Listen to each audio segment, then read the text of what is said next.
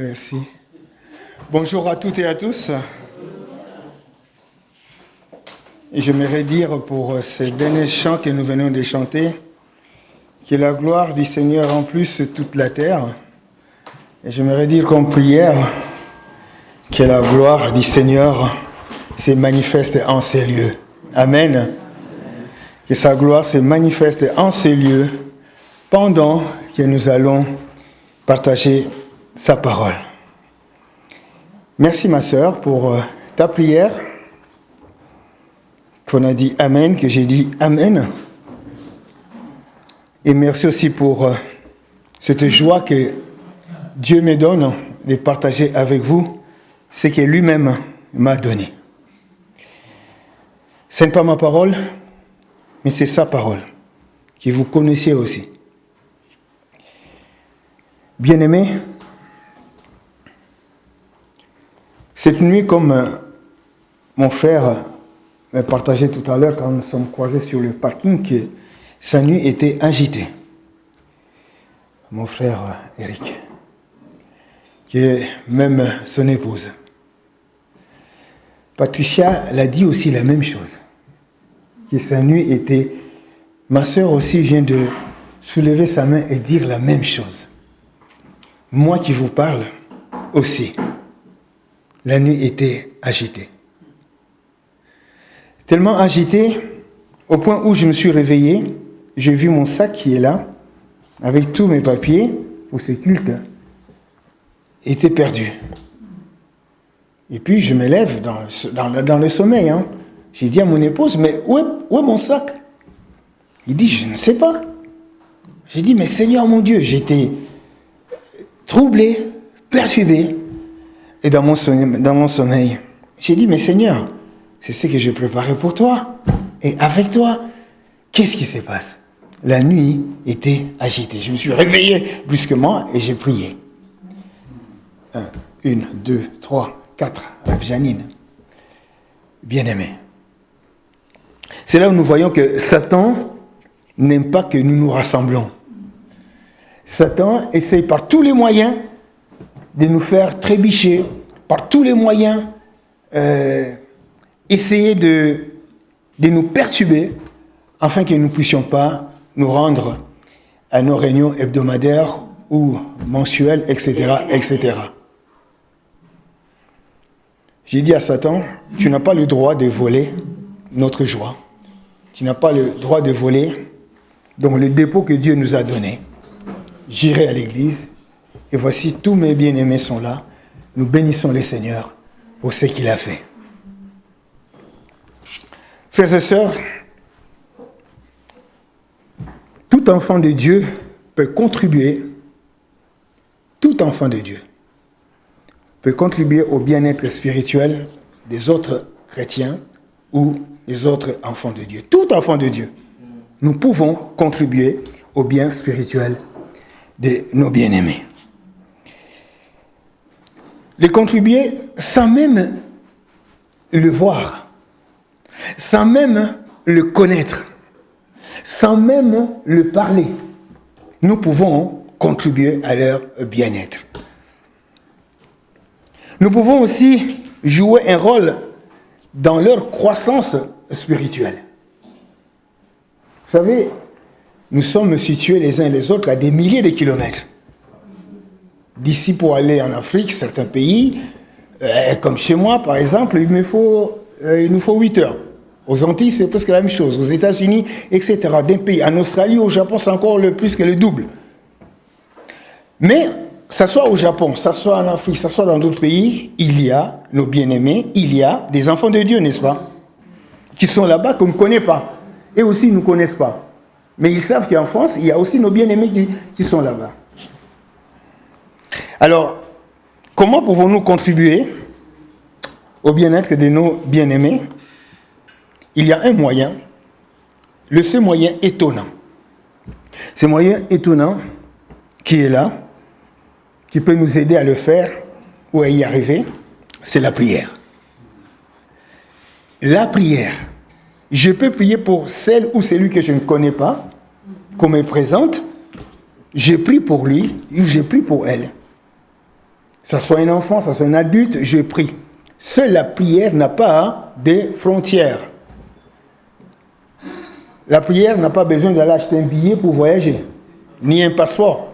La prière n'a pas tout ça. Mais la prière, c'est cette arme que nous avons pour contribuer au bien-être spirituel de nos bien-aimés. Amen. Ce matin, nous allons lire un texte. Nous allons lire un texte qui est dans Colossiens 1. Ma sœur a commencé déjà à dire que nous allons lire dans Colossiens 1 avant la Sainte Seine. Et c'est là où nous voyons que le Seigneur, quand il travaille, quand il veut conduire, il conduit ses enfants la façon où lui, il veut. Chapitre 1, versets 9 à 11. C'est pour cela que nous aussi, donc c'est l'apôtre Paul, depuis les jours où nous avons été informés, nous ne cessons de prier Dieu pour vous. La prière. Nous ne cessons de prier Dieu pour vous. Nous demandons que vous soyez remplis de la connaissance de sa volonté. En toute sagesse et intelligence spirituelle, pour marcher d'une manière digne du Seigneur et lui être entièrement agréable, portant des fruits en toutes sortes de bonnes œuvres et croissant par la connaissance de Dieu. Fortifiés à tous égards, ces termes même que, ce verbe que nos bien-aimés ou notre sœur Patricia a prononcé au moins 2 ou 3 fois, si je peux me tromper, 2 ou 3 fois fortifiés. Donc, fortifiés à tous égards par la puissance glorieuse, en sorte que vous soyez toujours et avec joie, persévérants et patients. Bien-aimés, le texte que nous venons de lire, 9 à 11 du chapitre 1 de Paul aux Colossiens, est un exemple du ministère de Paul, notre frère aux Colossiens. Ce matin, nous sommes aussi comme eux, nous sommes aussi des Colossiens. Cette prière, la parole de Dieu est toujours là, parce que nous la lisons comme ce matin, nous venons de la lire. Elle est aussi pour nous. Nous sommes aussi des Colossiens. Et nous allons partager ce que l'apôtre Paul voulait pour les Colossiens, qui est aussi pour nous. Mais avant toute chose, nous allons lire 2 textes. Des textes qui vont nous aider, nous servir comme un tremplin dans tout cela. Le premier, c'est Éphésiens 6, verset 18. Éphésiens 6, verset 18. Paul nous dit, « Faites en tout le temps par l'Esprit toutes sortes de prières et de supplications. Veillez à cela avec une entière persévérance. » Et retenez ça, priez pour tous les saints. La prière. Priez pour tous les saints. Le deuxième texte, c'est dans 1 Timothée 2.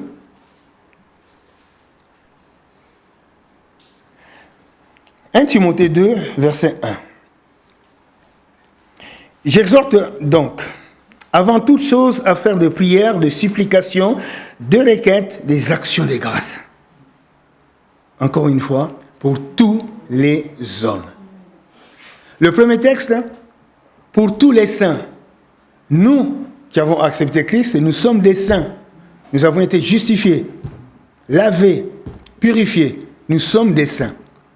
Le texte nous dit de faire les prières pour tous les saints, qu'ils soient en Australie, etc. Et ensuite, faire la prière pour tous les hommes, sans exception. Cela est bon, bien-aimé et agréable pour notre Sauveur. La Bible, bien-aimé, si ces 2 textes qui nous parlent de la prière pour tous les saints, pour tous les hommes, la Bible est bien égorgée, remplie, frères et sœurs, d'exemples d'enfants de Dieu qui ont prié. Les uns pour les autres. Il y a aussi ceux qui continuent à prier comme nous aujourd'hui. Prier les uns pour les autres. Mais l'exemple parfait, quand j'ai dit que continue, c'est l'exemple de Jésus-Christ lui-même. Dans l'Ancien Testament, je peux citer quelques exemples. Job, dans 42, au verset 10, non, ce n'est pas, mon frère, ce n'est pas là. Qu'est-ce que Job a fait dans ce chapitre 42? Il a prié pour ses amis. Moïse, dans Deutéronome 9 au verset 20 et Nombre 12 au verset 13, qu'a fait Moïse? Moïse a prié pour Aaron, son frère, et il a aussi prié pour Myriam, sa sœur. Marie, sa sœur. David, lui, dans 2 Samuel 24 et 17, et dans 1 Corinthiens 29, qu'est-ce que David a fait? Comme tant d'autres, comme Néhémie, etc., David, lui, il a prié pour Israël. Il a prié aussi pour Salomon, son fils. Alors, plus près de nous, comme je disais, l'exemple qui continue à prier, c'est Jésus-Christ. Bien-aimé, Jésus-Christ, c'est dans Jean 17, 9 à 24, qui est la prière sacerdotale de notre Seigneur. Qu'est-ce que Jésus a fait? Et qu'est-ce qu'il continue à faire jusqu'à aujourd'hui? Assis à la droite du Père. Mais, exact. Il intercède, donc il prie pour nous. Chaque jour, chaque instant, Jésus continue ce ministère de prière. Jésus a prié pour ses disciples.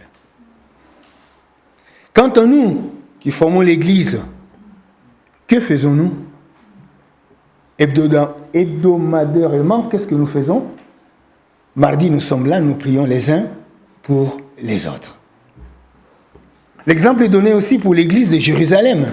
Vous connaissez bien l'Église de Jérusalem a prié pour Pierre dans Acte 12. Et nous connaissons la suite de tout ce qui s'est passé.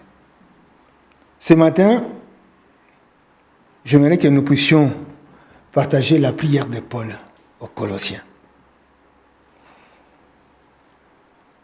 Ce texte au verset 9, qui commence par de qui Paul, l'apôtre Paul, parle-t-il quand il dit, c'est pour cela que nous aussi, au verset 9, c'est pour cela que nous aussi, il s'agit de lui-même, l'apôtre Paul se met lui-même, donc bien aimé, il s'agit de moi, non pas seulement moi, mais il y a aussi Épaphras qui est là.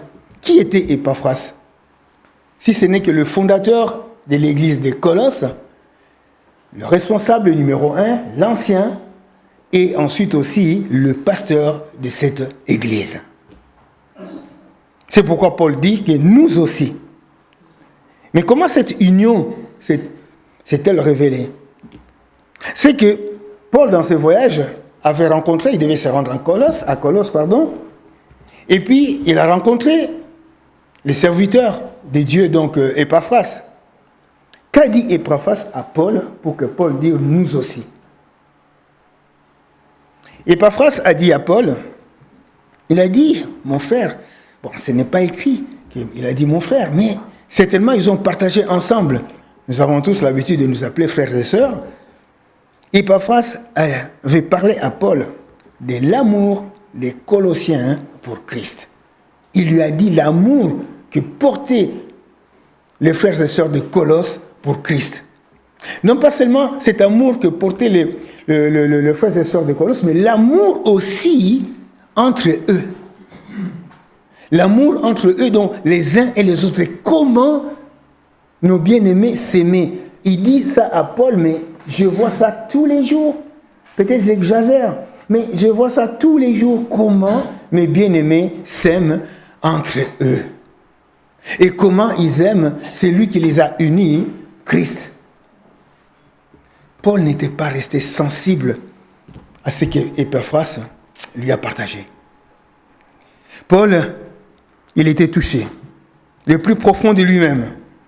Et cela suscita à Paul, bien-aimé, de faire cette prière tellement passionnée, renfermant 2 éléments importants. 2 éléments importants, la prière de Paul. Le premier élément, c'est une requête. La requête de Paul, de versets 9 à 11. Deuxième élément, c'est des louanges. C'est pourquoi je disais que notre sœur a parlé de Colossiens 1 à partir du verset 12. Tu l'as cité. Et voilà, il y a ces deux moments importants. Deux éléments importants pour Paul. La requête, donc une requête, une demande si vous voulez, et des louanges, la reconnaissance à Dieu. Mais ce matin, nous allons nous intéresser sur un seul élément. La requête, la demande. La louange, notre sœur l'a dit, un autre jour, Dieu voudra, on partagera ces deuxième élément. Mais notre sœur a annoncé déjà. Nous allons partager donc la requête, la demande de Paul. Pourquoi, posons-nous la question, mais pourquoi Paul fait-il ces demandes à Dieu? Parce que l'apôtre Paul veut que les Colossiens, l'apôtre Paul veut que nous qui sommes là, l'apôtre Paul veut que le chrétien dans le monde entier, ces textes n'est pas lu seulement aujourd'hui ici, peut-être dans d'autres communautés aussi, ils sont en train de partager ces textes ce matin. L'apôtre Paul veut que les Colossiens, comme nous puissions croître, nous puissions grandir, bien-aimés, que nous puissions progresser, que nous puissions être complets dans le Seigneur. C'est ça ce que Paul veut pour donc le Colossien, c'est ce que l'apôtre Paul veut pour nous ce matin. Paul demande. Mais nous allons dire, bon, Paul est parti. La parole de Dieu reste toujours la même chose. Jésus qui intercède pour nous tous les jours, il veut aussi ça pour nous. À ce moment, Jésus qui intercède pour nous, il veut aussi ça pour nous. Parce qu'il prie chaque jour pour nous. Il veut que nous puissions progresser, grandir, avancer, aller de l'avant, être complets dans le Seigneur. Mais analysons quand même, là c'est le pourquoi. Maintenant voyons le contenu, la base même de cette requête. Premièrement, Paul, qu'est-ce qu'il fait? Il demande à Dieu. Comme nous, on vient, on nous présente un sujet, on connaît le sujet, maintenant on va se présenter à Dieu. On va lui demander, déposer ses fardeaux entre ses mains. C'est ce que Paul a fait. Paul prie pour que les Colossiens soient remplis de la connaissance de la volonté de Dieu. C'est ce que ces textes que nous venons de lire. Que vous soyez remplis de la connaissance de sa volonté.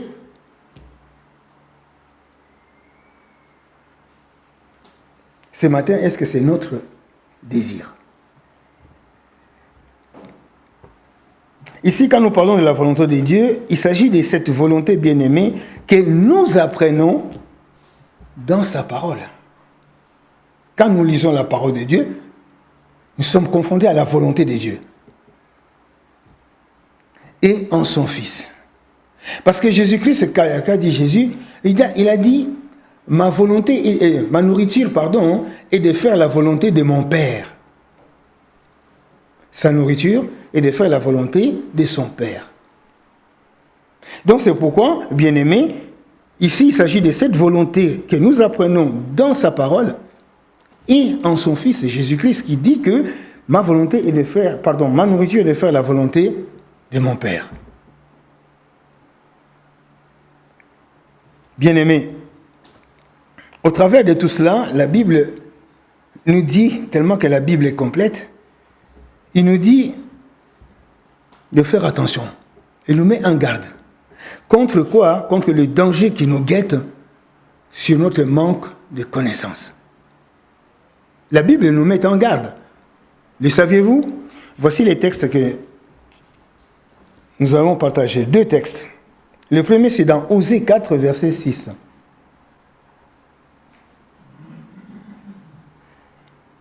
Osée 4. Je vais lire parce que moi, ce n'est pas le même. Mon peuple est, oui, c'est le même. Mon peuple est détruit parce qu'il lui manque la connaissance. Puisque tu as rejeté la connaissance, je te rejetterai. Et tu seras dépouillé de mon sacerdoce. Oh, c'est fort cette parole. Et pourtant que Dieu, quand il nous a élus, il nous a dit que vous êtes un sacerdoce royal. Et là, il nous dit que si tu n'as pas la connaissance, tu seras dépouillé de mon sacerdoce. Puisque tu as oublié la loi de ton Dieu, la loi se trouve dans sa parole. J'oublierai aussi tes enfants. Même si c'est pour Israël, mais cela aussi nous concerne, bien-aimés. Dans Éphésiens 4, 13 à 14,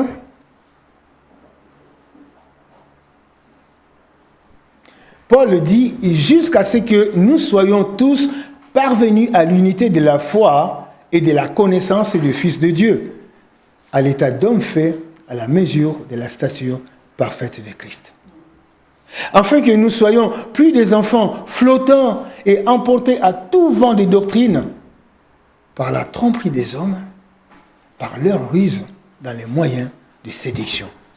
Aujourd'hui, nous voyons tout ce qui peut nous séduire, nous faire tomber, nous faire chuter. Que ce soit la télévision, que ce soit dans les rues, partout, nous voyons la séduction du diable. Le diable ne se cache plus.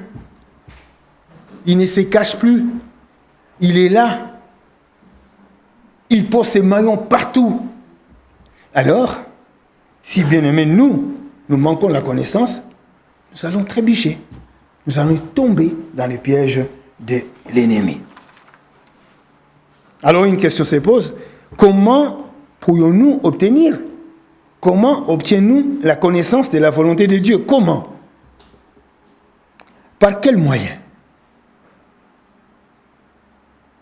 D'abord, premièrement, nous devons désirer, bien aimés, de connaître la volonté de Dieu.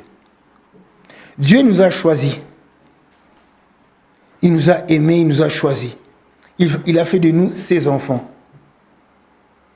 Et quand il dit dans le psaume 37, il dit ceci que « Fais à l'Éternel, fais à moi mes délices, et je te donnerai ce que ton cœur désire. » Est-ce que notre cœur ce matin désire de faire la volonté de Dieu? Est-ce que notre cœur désire de faire la volonté de Dieu, bien-aimé? Jean 7, verset 17, nous lisons.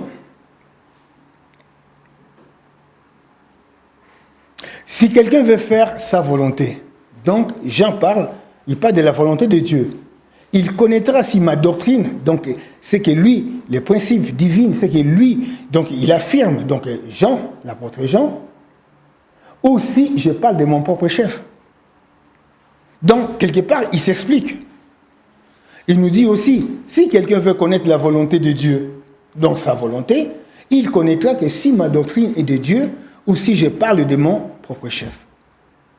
Nous aussi, quand nous exposons l'évangile à ceux qui ne les connaissent pas, parfois, j'ai déjà rencontré des gens qui disent, mais là tu parles de ton esprit, de ton intelligence. J'ai dit, mais non, ce n'est pas de moi que je vous parle, de celui qui vit en moi. Bien-aimés, celles et ceux,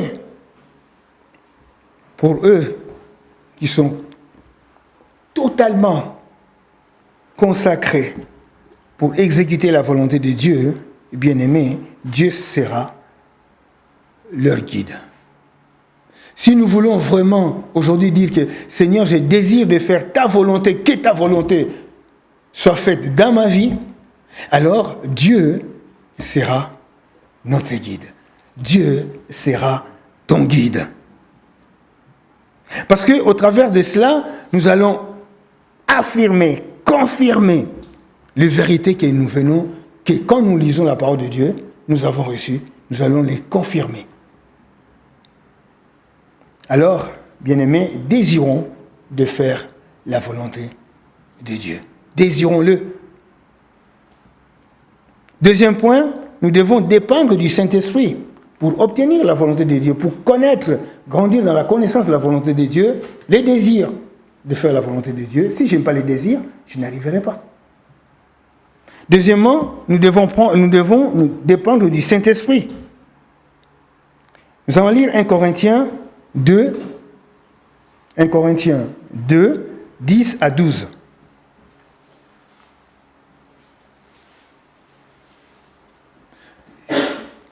Dieu nous les a révélés. Qu'est-ce que Dieu nous a révélé par son esprit? Dieu, bien-aimé, tellement qu'il nous aime, il veut que nous ne soyons pas ignorants. C'est comme un père qui aime son fils et sa fille, ou les parents qui aiment leurs enfants. Donc, il veut leur dire la vérité, la vie, comment la vie fonctionne, etc., etc. Pour que ces enfants, leurs enfants, puissent grandir dans la joie, dans la sagesse, dans la paix, etc., etc. Ça, tous les parents, nous les connaissions. Et nous les voulons pour nos enfants.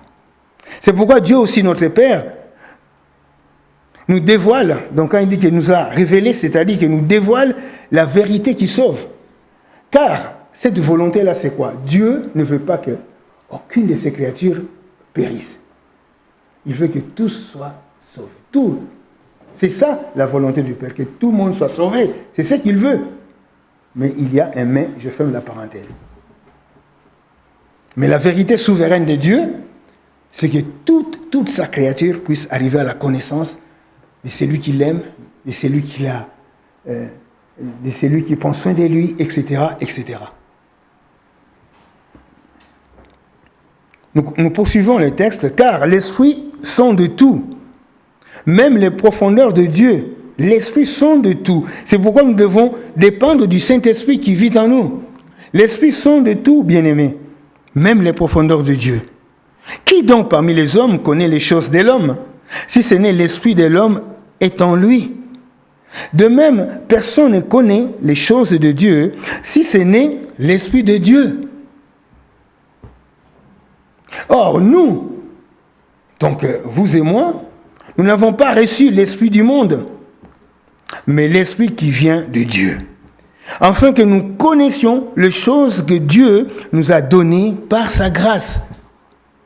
La volonté de Dieu, la grâce. Dieu nous a fait grâce de connaître. Il nous a révélé toutes ces choses par la puissance de son Esprit Saint qui vit est en nous.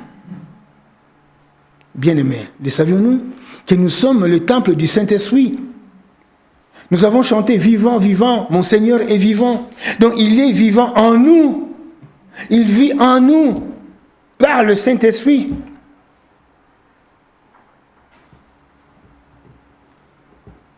C'est par le Saint-Esprit, bien-aimé, que nous connaissons les choses que Dieu nous a révélées. Les choses d'en haut, que l'apôtre Paul lui-même dit, cherchez les choses d'en haut, la volonté de Dieu, la sagesse, l'intelligence, etc. Tout ce qui vient d'en haut. Certes, Dieu veut que nous puissions aussi bénéficier. D'ailleurs, il nous a bénis les choses de la terre, la voiture, la maison, etc., la santé, etc. Mais cherchons d'abord les choses d'en haut, que le Saint-Esprit nous révèle. Parce qu'il vit en nous, il nous parle. Il nous parle chaque jour. Il est là, il est présent à nos côtés. Chacun de nous, nous avons reçu le Saint-Esprit de Dieu lors de notre conversion. Lors le jour de notre baptême, nous avons reçu le Saint-Esprit de Dieu qui nous parle, qui ne se trompe jamais. Troisième point, pour obtenir cette volonté de Dieu, nous devons étudier la parole de Dieu. Étudions la parole de Dieu. Combien de fois avons-nous étudié la parole de Dieu cette semaine? Cette semaine, je ne parle pas de semaine passée. Cette semaine, combien de fois nous avons étudié? Combien de fois nous sommes assis pour dire, Seigneur, je veux te connaître davantage dans ta parole. Combien de fois? Une fois, 2 fois, 3 fois? Une semaine, il y a 7 jours. Et 7 jours, il y a 24 heures. Combien de fois l'avons-nous fait? Mon peuple périt par manque de connaissance. Mon peuple grandit par la connaissance. Étudions la parole de Dieu. C'est pourquoi l'apôtre Paul, dans 2 Timothée 3, 16 à 17, nous dit ceci. 2 Timothée 3, 16 à 17, que vous connaissez très bien. Toute écriture est inspirée de Dieu, parce que le Saint-Esprit de Dieu habite en nous. est utile pour faire quoi? Dans nos vies, nous enseigner, nous convaincre, nous corriger, nous instruire dans la justice. Alors, je réitère la question, combien de fois nous sommes penchés dans l'étude de la parole de Dieu cette semaine? Que comptons-nous faire si nous avons fait moins, ne nous culpabilisons pas, mais que comptons-nous faire les jours à venir?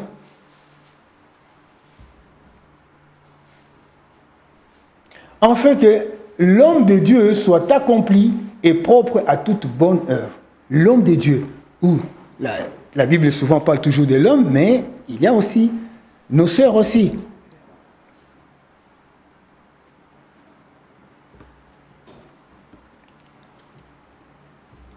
Frères et sœurs, la volonté de Dieu n'est pas un secret.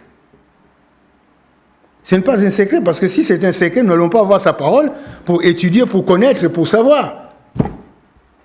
Il nous a tout donné dans la parole de Dieu. Dieu nous parle sur la santé, il nous parle sur le travail, il nous parle sur l'avenir. Nous avons tout ça dans la parole de Dieu. Tout ça nous avons. Donc c'est pourquoi que l'apôtre Paul veut que les Colossiens puissent être remplis, être complets dans le Seigneur. Le Seigneur veut que nous soyons complets en lui. Parce qu'il nous a tout donné, bien-aimés. Ce n'est plus un secret. Il nous l'a révélé dans sa parole. La parole de Dieu, c'est comme aujourd'hui nous vont dire la pédagogie. Elle nous enseigne, nous venons de les lire. Inspiré de lui, mais pour nous enseigner, la pédagogie, c'est l'art d'enseigner, de guider, n'est-ce pas? Convaincre, corriger. Est-ce que nous nous laissons faire, bien-aimés, par l'Esprit de Dieu qui vit en nous?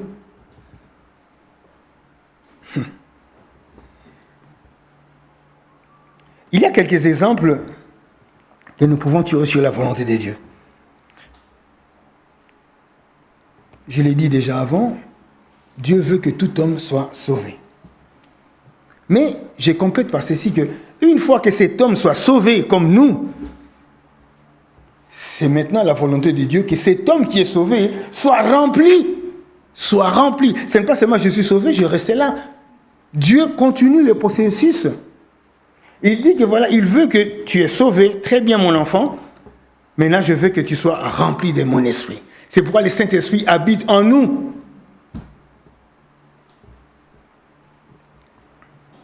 Raison pour laquelle, bien-aimés, ne soyons pas des hommes et des femmes inconsidérés. Inconsidérés qui veut dire simplement que nous ne soyons pas des personnes qui agissent et qui parlent sans réfléchir. C'est pourquoi Paul quand il dit que faites attention de ce qui sortent de votre bouche. Faisons attention. Qu'est-ce qui sort de ma bouche? Donc ne soyons pas des hommes et des femmes inconsidérés. Mais comprenons et cherchons dans toutes circonstances quelle est la volonté de Dieu. Nous connaissons bien ces livres, vous l'avez déjà lu ou entendu parler. Que ferait Jésus à ma place? Que ferait Jésus à ma place? Je suis énervé, j'ai conduit à celui-là qui m'a fait quel poisson. Mais comment Jésus va agir à ma place? Etc. Je m'énerve, comment Jésus va agir? Donc, remplaçons ça dans tout ce que nous voulons. Mais tout ça dans le Seigneur.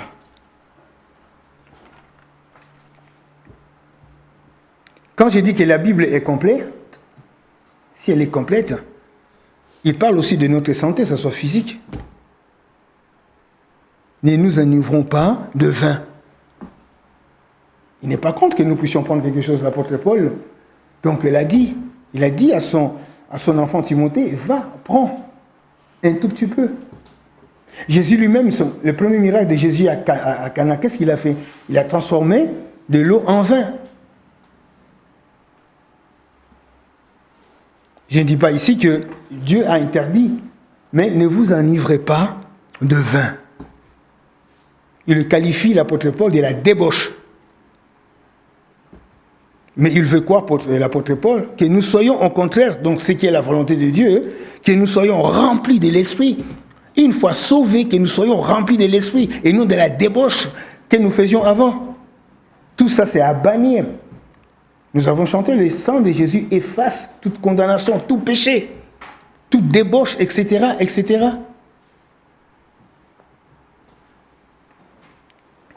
Autre chose sur la volonté de Dieu, il nous dit que nous devons nous soumettre aux autorités.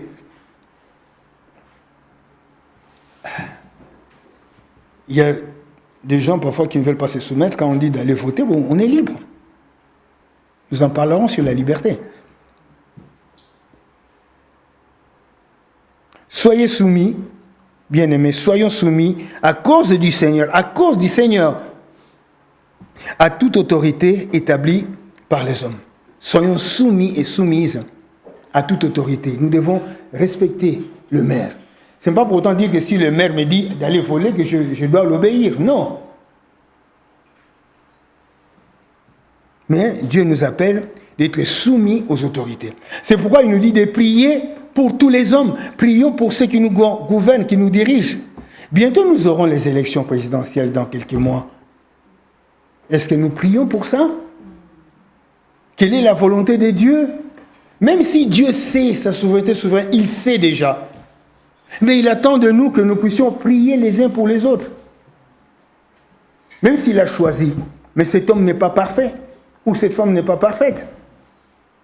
Nous devons prier pour lui, pour elle, afin que l'Esprit de Dieu puisse le conduire. C'est ça la volonté de prier, de prier pour tous les hommes.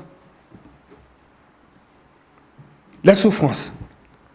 Notre sœur Josiane a dit dans sa prière, d'une manière. La souffrance peut aussi faire partie, bien aimée, de la volonté de Dieu pour nous, ses enfants. La souffrance. 1 Pierre 4, verset 19, nous dit ceci.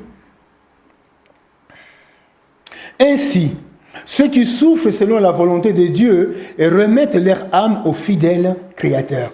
Qui est le fidèle Créateur? C'est Dieu. C'est lui le fidèle Créateur. Il est fidèle. Il sait de quoi il nous a créés, pourquoi il nous a créés. Le texte nous dit en faisant ce qui est bien.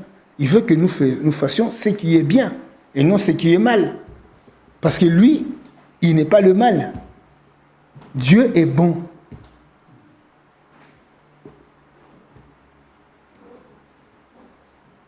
Remettons notre âme au fidèle. David, il disait à son âme, mais mon âme, pourquoi t'as battu? Donc c'était tout un combat. Pourquoi mon âme t'a battu au-dedans de moi? Alors, la volonté de Dieu, c'est que mon âme qui est en train de combattre, j'ai dit, Seigneur, je remets mon âme à toi, mon Créateur fidèle. Rendons grâce à Dieu dans toutes circonstances, qui est aussi le sujet des louanges dans ces textes. Donc le verset 12 est toujours dans cette épître des Colossiens, de 12 à 14. Mais donc ici, on nous parle de toute grâce. C'est à votre égard la volonté de Dieu en Jésus-Christ. Dieu veut que nous puissions lui rendre la grâce. Ne soyons pas comme les 10 lépreux, où il y a un seul qui a compris, qui a vu la grandeur de Jésus-Christ, qui est revenu.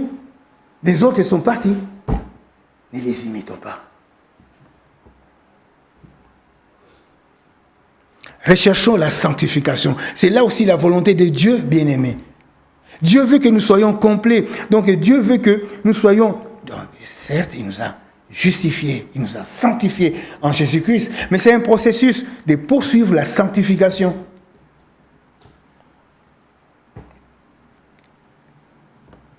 C'est la volonté de Dieu, sans laquelle personne ne le verra. Dieu n'est pas un dictateur. Non, il est amour. Mais il a ses principes. C'est pourquoi nous devons chercher ces principes bibliques, les connaître et agir selon la volonté de Dieu pour aller de l'avant, pour grandir. Bien-aimé, la clé d'une vie sainte, propre, aux yeux de Dieu, c'est quoi? C'est de laisser la plénitude, la connaissance de la parole de Dieu, bien-aimé, nous pénétrer, contrôler nos pensées. En ce moment même que je partage avec vous la parole de Dieu. Où sont vos pensées?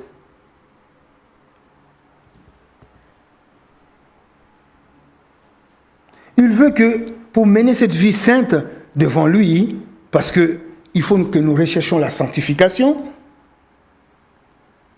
nous devons être plongés, laisser le Saint-Esprit qui vit en nous, contrôler nos pensées.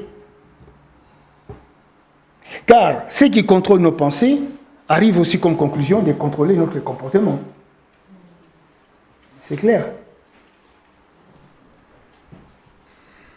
C'est pourquoi nous pouvons dire que l'acquisition, parce que c'est acquis pour nous, cette connaissance spirituelle,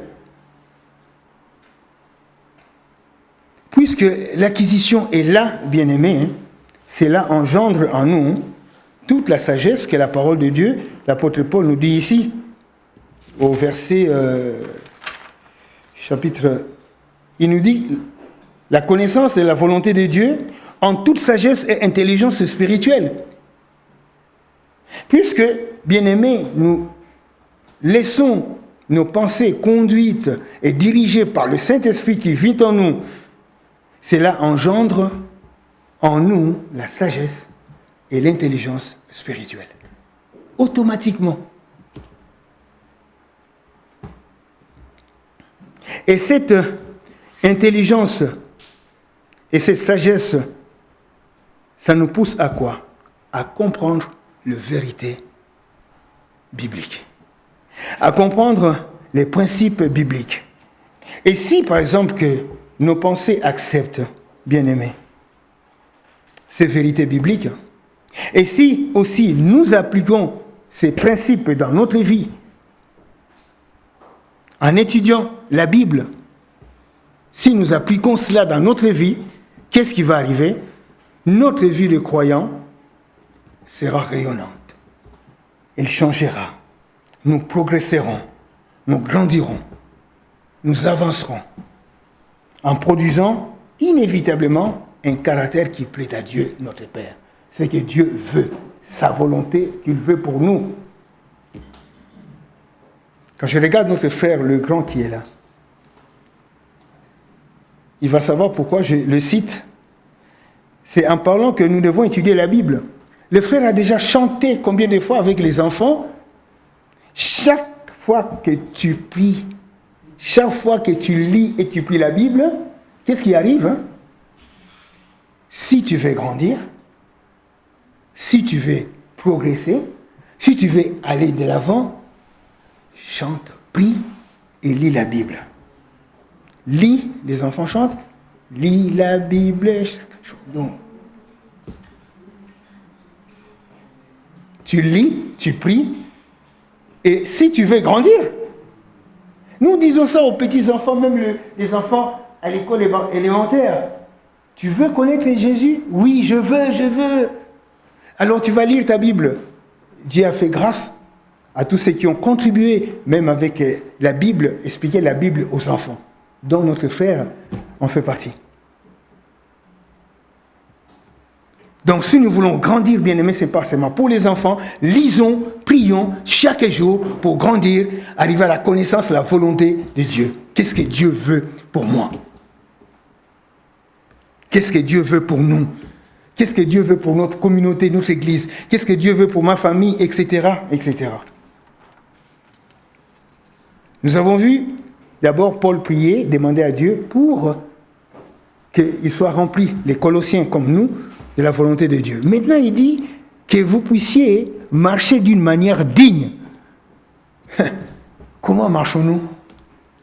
Comment marchons-nous dans ce monde assombri par le péché et la mort?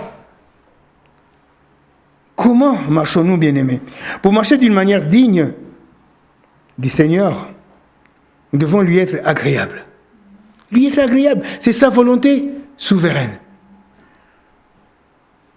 Il veut que, quand on dit, par exemple, un adage qui dit tel père, tel fils, telle fille, telle mère, telle fille, eh bien, c'est les caractères qui se transmettent. Dieu aussi nous transmet son caractère. Il faut que nous puissions avoir son comportement. Ce comportement qui est inspiré par Dieu, non seulement, on peut dire, ces caractères, non pas seulement dans nos réunions hebdomadaires, non pas seulement le mardi, que je puisse être vraiment un enfant de Dieu. Ce n'est pas seulement dimanche à l'église que je puisse être un enfant de Dieu. On voit les comportements de celui-là ou celle-là, c'est l'enfant de Dieu. Mais aussi dans nos foyers. Comment nous nous comportons chez nous, à la maison, avec mon mari, avec ma femme. Comment je me comporte? Est-ce que j'honore ma femme?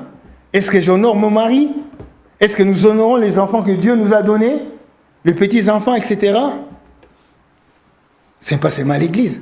Ce n'est pas seulement le mardi. Ou dans d'autres réunions mensuelles comme les conseils de l'église ou d'autres encore. Mais dans nos foyers, au travail, comment je me comporte? Je ne me laisse pas faire au travail. Ah non, non, non, non, pas du tout. Il me fait ça, moi je lui rends la monnaie. Qui es-tu? Tu es enfant de Dieu? Alors fais la volonté du Père. Est-ce que Dieu veut ça? Que ferait Jésus à ma place? Alors pour mieux marcher,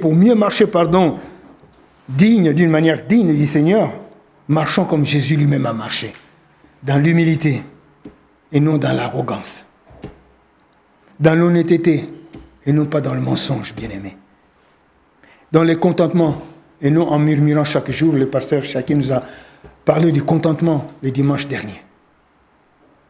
Dans la foi et non dans l'incrédulité, dans les bonnes œuvres. Nous devons marcher différemment du monde parce que nous sommes dans ce monde, mais nous ne sommes pas du monde. Nous devons marcher d'une manière différente du monde. Nous devons marcher dans l'amour. Christ est l'exemple parfait de l'amour et non dans la haine. Dans la lumière et non dans les ténèbres. Dans la sagesse, dans la vérité. Voilà un peu quelques exemples pour qu'un enfant qui doit caractériser donc un enfant de Dieu, qui veut marcher digne de son Seigneur, de son Père. Est-ce que cela est le cas pour chacun de nous? Examinons-nous. Quand je dis nous, moi-même aussi, je me mets dedans. Pour ne pas dire examinez-vous, c'est comme si moi je me retire. Non. Examinons-nous, bien-aimés, si nous marchons vraiment dignes de notre Père Céleste. Marcher digne, c'est aussi avoir une vie qui porte des fruits, bien-aimés, en toutes sortes de bonnes œuvres. Frères et sœurs, nous sommes, je ne sais pas si vous êtes d'accord avec moi, vous pouvez me le dire si ce n'est pas bien ce que je dis, mais nous sommes des fruits. Nous sommes les fruits dignes de repentance. Aux yeux de notre Dieu, nous sommes des fruits dignes de repentance. Quand je marche, j'obéis à Dieu, dans l'honnêteté, etc. Dieu est dans la joie de me voir marcher comme ça. Parce que je me suis converti en lui. Lui demeure en moi. Je demeure en lui. Nous sommes un. Comme Jésus l'a dit dans sa prière sacerdotale. Nous sommes des fruits bien-aimés. Et qu'est-ce qui produit du fruit en nous, dans nos vies? C'est notre union avec le Seigneur. Est-ce que sommes-nous unis avec le Seigneur? Ou alors Jésus, je l'ai connu, mais il restait là. Hein? En portant d'en haut la sagesse. Cette sagesse qui est pure, bien-aimée, conciliante, pacifique, et pleine de miséricorde, cette corde que Dieu nous a tendue, la miséricorde insondable, où on ne trouve pas ni l'hypocrisie, ni une duplicité quelconque. C'est cette sagesse que Dieu nous demande d'acquérir. Est-ce que nous avons la volonté d'avoir cette sagesse pure, pacifique, conciliante, pleine de miséricorde? Je pardonne. Il y a un texte, le temps passe, que nous n'allons pas lire, donc qui nous parle de l'union avec Christ, mais si vous laissez Jean 15, mon frère, Jean 15, 4 à 5, nous arrivons à la fin là. Jean 15. Demeurez en moi, l'union avec le Christ, et je demeurerai en vous. demeurer en moi. Donc c'est d'abord nous. Est-ce que moi je veux demeurer en Christ? Si moi je désire demeurer en Christ, alors lui aussi demeurera en moi. Comme le sarment ne peut lui-même porter du fruit s'il ne demeure attaché au cep. Nous connaissons bien ces textes. Le cep, c'est Jésus-Christ. Nous sommes les sarments pour porter du fruit. C'est pourquoi je disais tout à l'heure, nous sommes des fruits. Ainsi, vous ne le pouvez non plus si vous ne demeurez en moi. Je suis le cep, vous êtes les sarments.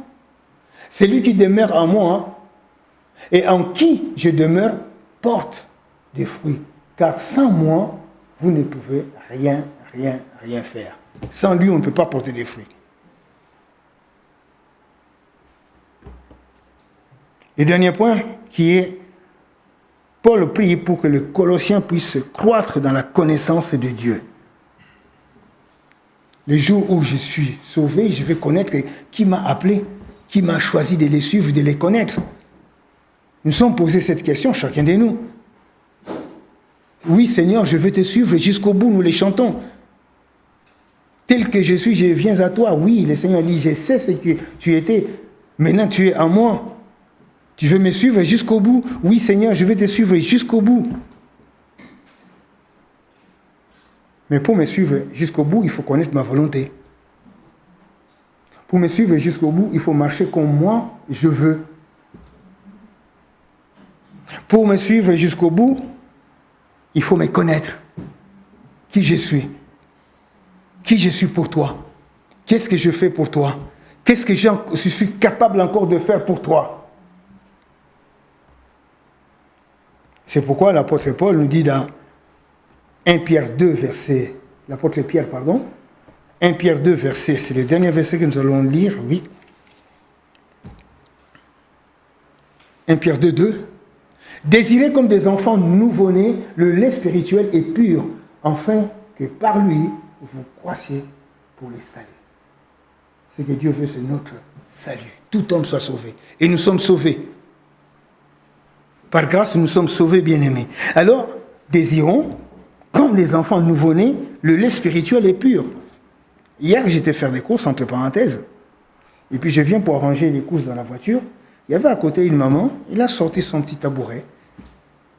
Et dans cette joie, elle était en train d'allaiter son bébé. J'ai regardé comment c'était beau pour voir une maman qui allaite son enfant. Elle était dans la joie de donner ses laits pour que son enfant puisse grandir, être en bonne santé. La maman veut ça. C'est sa volonté de vouloir que son enfant puisse prendre du lait maternel pour grandir. Et nous aussi, l'apôtre nous dit, désirez comme des enfants nouveau-nés le lait spirituel et pur. Est-ce que nous les désirons? Pour les désirer, plongeons-nous dans la lecture et dans l'étude de la parole de Dieu. Paul prie aussi pour que les Colossiens, notre sœur Patricia l'a cité aussi, que nous ayons la force. Oh là! Si nous voulons marcher pur et triomphant, ces chants nous disent quoi? Hein? La force est en Christ. La force est en Christ, bien-aimés. Nous sommes constamment, tous les jours, parce que l'Esprit de Dieu vit en nous, nous sommes constamment fortifiés à tous égards. Vous vous rendez compte? Chaque fois que je suis faible, Dieu vient, il me donne la force d'aller de l'avant. Mais cette force se manifeste en nous par le ministère du Saint-Esprit. Puisque nous avons cette force du Saint-Esprit qui vit en nous, cela procure la connaissance de la parole de Dieu et nous permet. C'est là où c'est merveilleux. Donc cette force, cette puissance, puisque nous la connaissons, parce que cette puissance qui est le Saint-Esprit vit en nous, qui nous fortifie chaque jour, nous pouvons alors endurer. Endurer quoi? Les épreuves et la souffrance. Les ouragans peuvent venir. La mort peut même frapper. Toutes sortes de circonstances. Les ouragans, les tourbillons, les pluies, tout ça, quand je parle, ce sont de différentes circonstances. Mais l'apôtre Paul nous dit, nous devons les endurer avec joie, en demeurant patients et persévérants, tout en sachant que notre Dieu fera le miracle. Il va le faire, notre Dieu, parce que nous lui appartenons. Je vois mal comment Dieu, je lui demande, il ne va pas me donner si je fais sa volonté. Il agira.